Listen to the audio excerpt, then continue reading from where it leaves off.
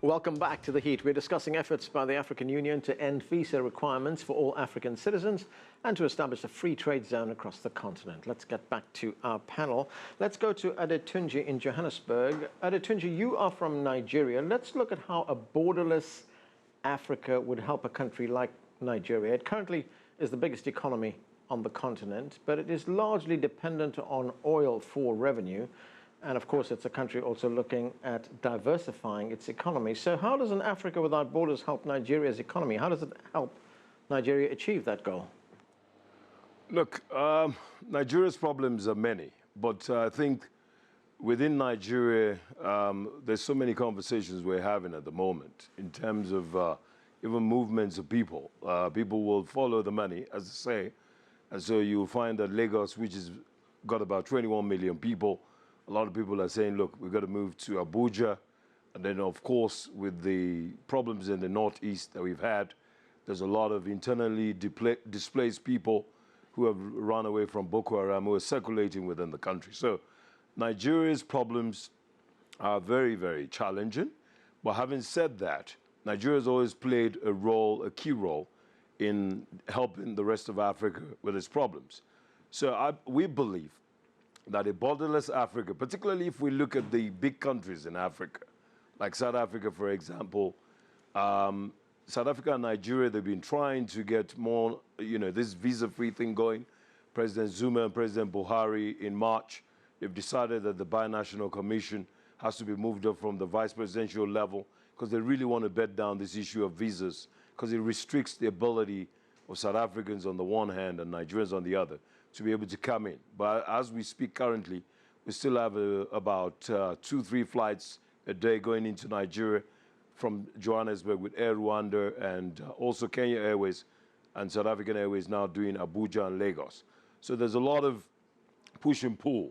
But you will accept that, or you'll agree that South Africans will be more wary because we've got about almost 200 million Nigerians. And so if there was to be a visa-free regime, the South Africans will feel that there will be more Nigerians coming this way. All right. Another big challenge, Edward, would be for African leaders to sell this idea to their respective constituencies. How difficult will that be? I mean, in many instances, you take South Africa, for instance, they've been tightening up border controls. Yeah. No, I think the way you sell it is it has to be evidence-based. You have to look at what the downside risks are and what the upside benefits are. And in fact, with conversations among leaders, I think many leaders now are aware of the benefits of opening the borders. But there's always something that is not intuitive. In other words, if you control your border, then you feel secure.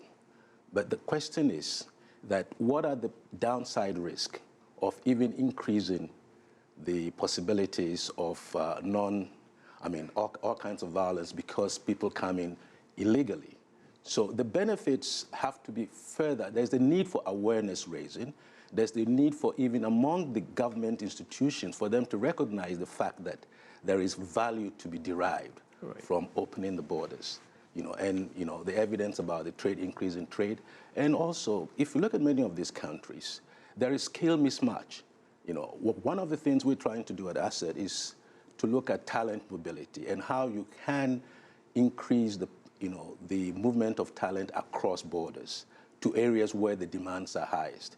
If countries are transforming, industries are emerging, new technologies are evolving, even within the African continent, there's a lot of skills, but these skills are mismatched. Most of the time, business persons, high-skilled labor move to Europe or to the United States because it's easier. They are documented and they can have access to it. They come to the other countries, they're not able to work.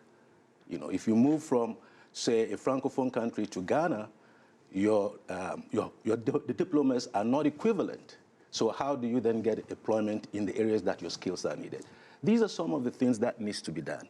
While there is the need and there is the determination to open the borders, you need to drill down further on what it would take to make it effective, to make the countries benefit from the open borders. Right. Yeah. Wanyama, one of the countries that's a big supporter of the idea of an African passport, of the free movement of people, is Kenya. In fact, the president of Kenya, Uhuru Kenyatta, is fully supportive of the idea of a borderless continent.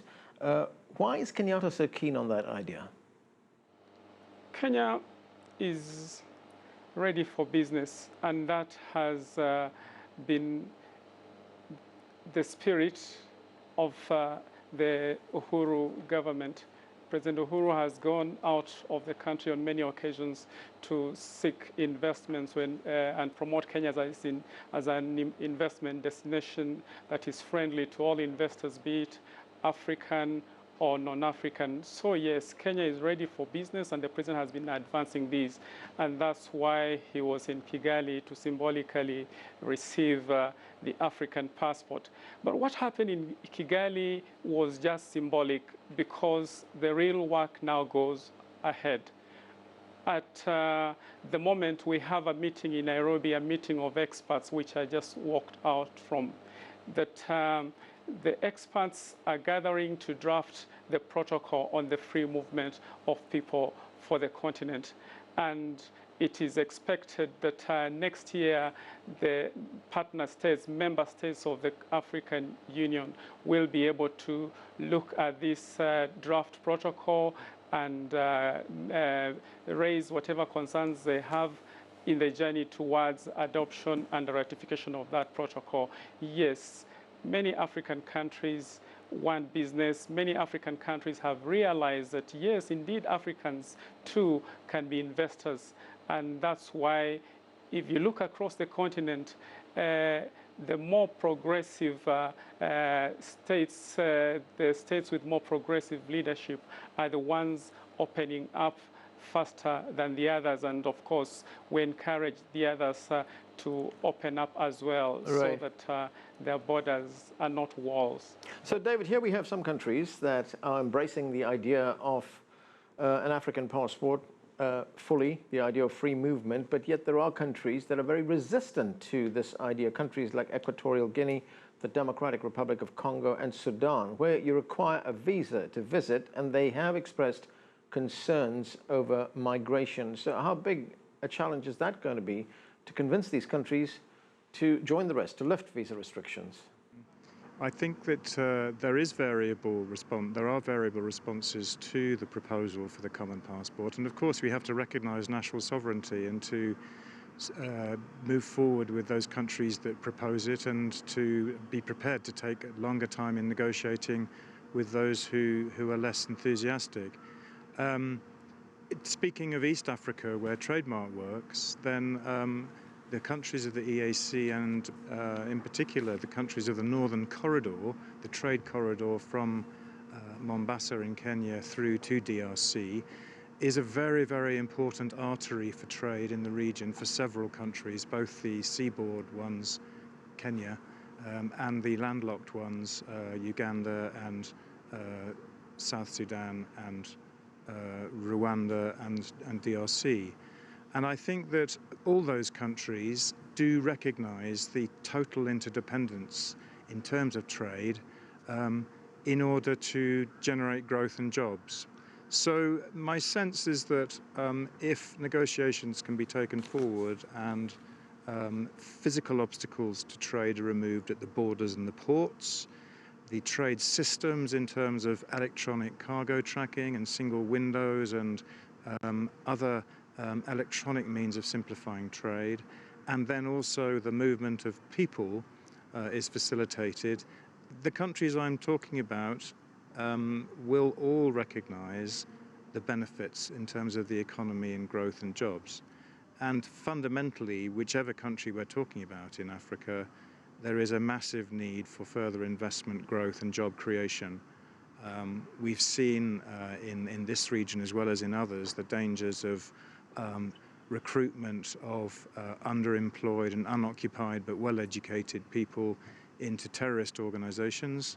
Al-Shabaab is active in this region, and I think it's become an economic imperative to take forward growth and to regionalize growth and to make those links between neighboring countries, especially on the road corridors, so that this strong growth in the region can be sustained, and it makes a real difference to people who without jobs and who have aspirations like all of us. Okay, and we have to leave it there. Thanks to all of you for joining us.